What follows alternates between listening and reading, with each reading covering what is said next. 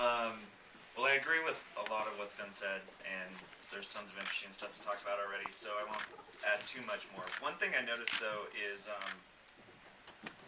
there's a lot of conflation of ideas when we talk about social and the social web, and I'm wondering why that is and what that means, and because I think most of everything we're talking about is just, it's about the internet, and it's about taking media and making it two-way and giving everybody the ability to publish and participate with each other.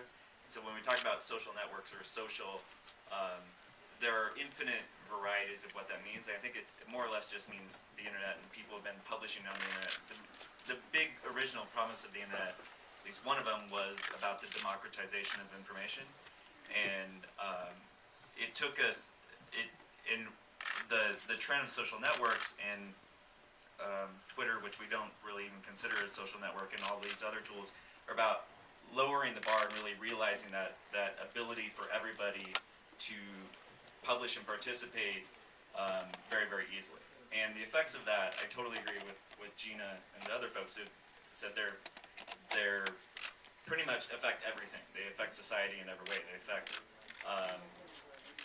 not only what media we consume, but how we, basically at Twitter, we look at doing three things for people. Helping them find the information they want and when they want it, and so it's basically a filtering and discovery engine.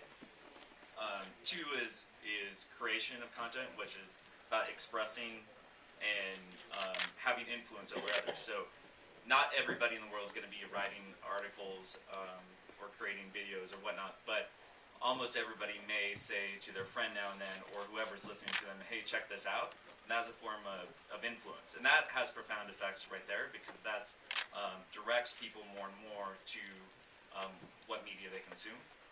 And third is about building relationships. And obviously this is the heart of a lot of social networks are about. They're about communicating. But they're also about relationships of all types with businesses. Some of the stuff that we're excited about with Twitter is where an individual will follow a local business, their coffee shop, and get their special of the day, or and that's a two-way channel, so businesses can hear back from customers who have always been more or less anonymous. And so with all these mechanisms, we now have a way to keep in touch with a person or business or any entity that we care to keep in touch with. So when you have a meeting, instead of just, you can now have a link back to them. So there's not much that won't influence in society.